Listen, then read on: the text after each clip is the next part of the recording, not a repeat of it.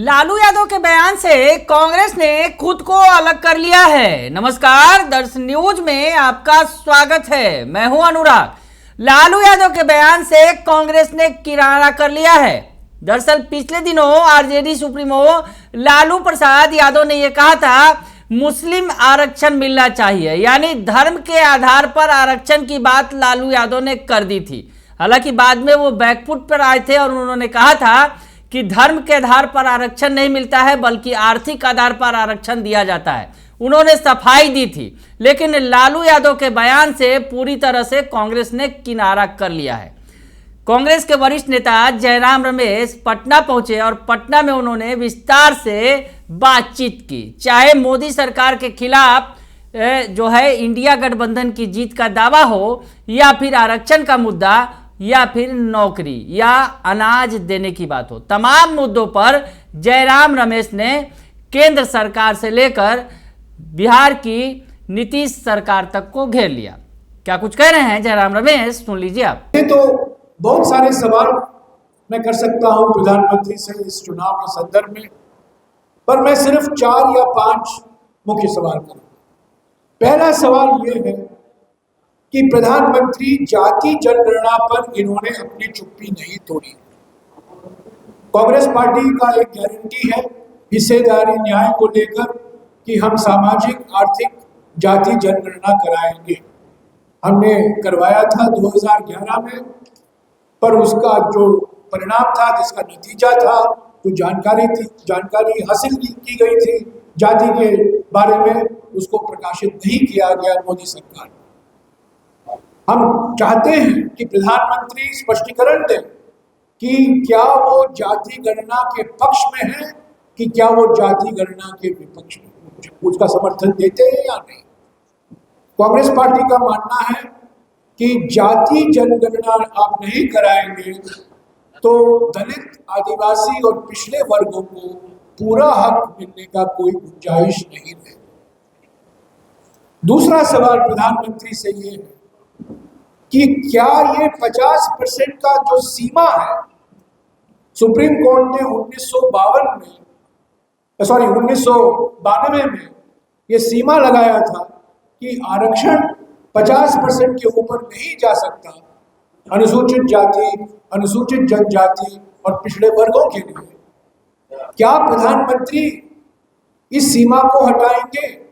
क्या प्रधानमंत्री इस सीमा को बढ़ाएंगे? हमने अपने गारंटी कार्ड में 5 न्याय 25 गारंटी कार्ड में स्पष्ट भाषा में लिखा है कि संवैधानिक संशोधन द्वारा 50% सीमा हटाकर SC, ST और OBC को आरक्षण का पूरा हक हम देंगे। आज हमारे संविधान में तमिलनाडु का कानून एकमात्र ऐसा कानून है जो हमारे संविधान के नवी सूची में शामिल किया गया। वो 1994 में शामिल किया गया था, जब नरसिम्हा जी प्रधानमंत्री थे और सीताराम केसरी जी सामाजिक कल्याण मंत्री थे केंद्र में। तमिलनाडु एकमात्र राज्य है, तमिलनाडु में आरक्षण 69% है SC, ST और OBC के लिए। और तमिलनाडु का कानून संविधान से सुरक्षित है। संविधान उसको सुरक्षित रखता है क्योंकि वो 9वीं सूची में शामिल किया गया है। ऐसा और कोई राज्य नहीं है। सभी राज्यों में जब आप 50% की सीमा पार करते हैं, वो कहा जाता है वो गैर कानूनी है, वो संविधान के खिलाफ है, सुप्रीम कोर्ट की अनुमति मिलनी चाहिए। हमने कहा है कि हम 50% की सीमा को बढ़ाएंगे।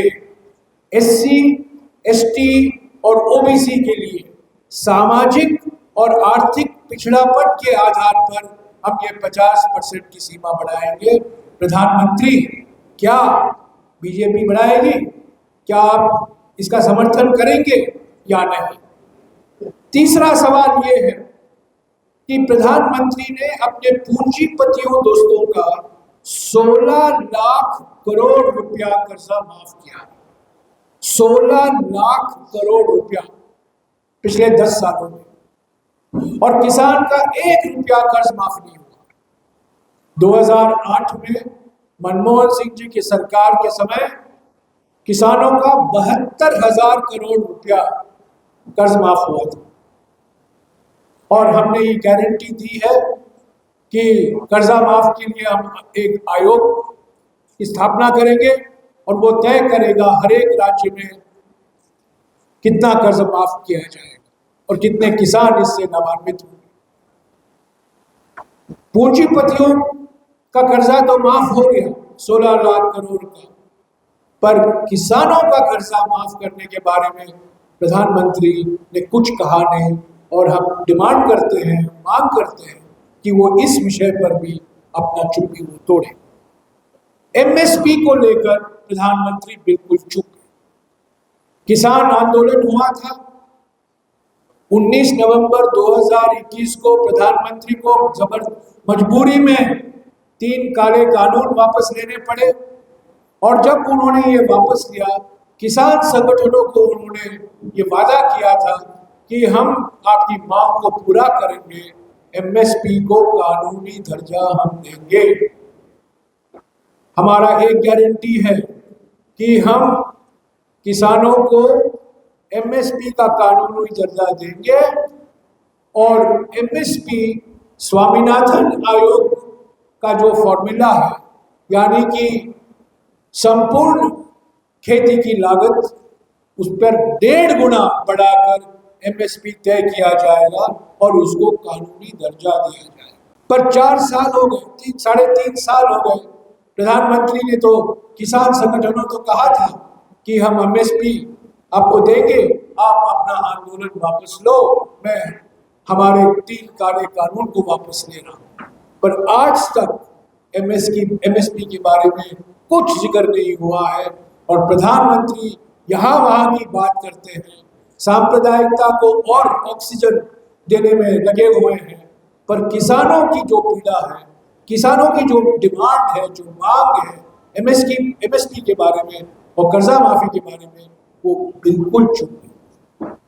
और 5वां और अंतिम सवाल प्रधानमंत्री से मैं करना चाहता हूं कि 19 जून 2020 को आपने एक सर्वदलीय बैठक में चीन को एक क्लीन चिट दे दिया। आपने कहा न कोई आया है, ना कोई हमारे जमीन पर बैठा हुआ है। तो पिछले 4 साल से क्या हो रहा है? गलवान में इतने जवानों शहीद हुए हैं, उन पर उनका यह अपमान है।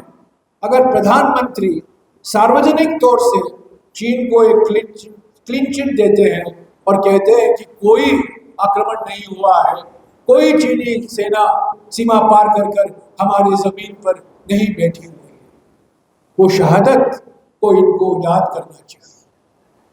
तो साथियों, ये बिल्कुल निश्चित है कि ये निवर्तमान प्रधानमंत्री है, ये आउटगोइंग प्रधानमंत्री है, बार बार नए नए झूठ बोलते हैं, रोज झूठ की मारामारी फैलाते हैं, कुछ ना कुछ मुद्दा लेकर कांग्रेस पार्टी को बदनाम करने में लगे हुए हैं, ऐसे मुद्दे उठा रहे हैं जो हमारे न्याय पत्र में उसका जिक्र ही नहीं किया गया है, और कहां कहां की बातें लाकर ये मन में, लोगों के मन में ये एक डर और शंका पैदा करना चाहते हैं कि अगर कांग्रेस और गठबंधन की पार्टियां शासन में आएंगे तो हमारे समाज में, समाज के हर वर्ग में एक भय पैदा हो जाएगा और आप लोग असुरक्षित रह जाएंगे। सच्चाई इसका बिल्कुल विपरीत है, हकीकत बिल्कुल विपरीत है। और मैं कहना चाहता हूं कि 2004 में जो चुनाव के नतीजे निकले, 20 साल बाद वही नतीजे आपको 2024 में देखेंगे।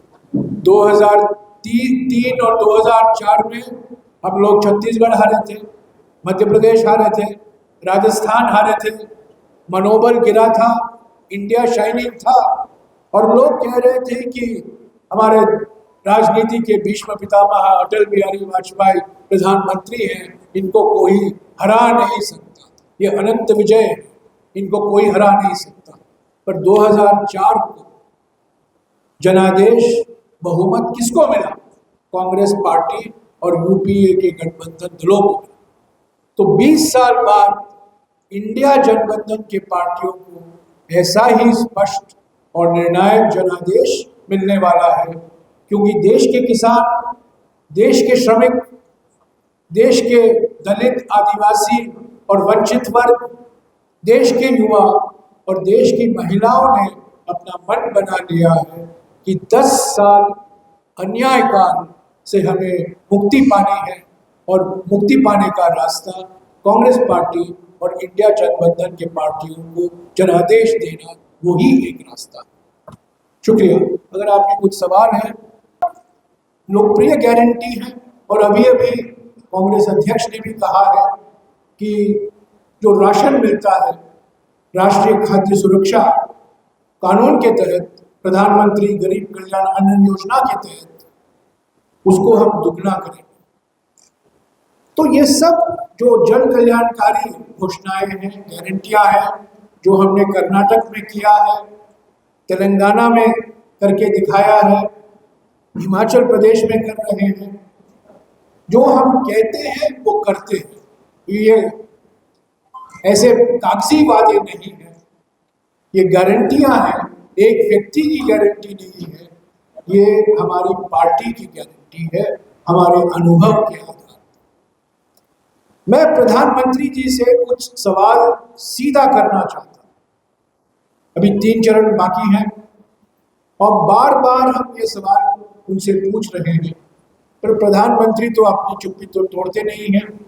जो असली मुद्दे हैं उस पर कुछ बोलते नहीं हैं।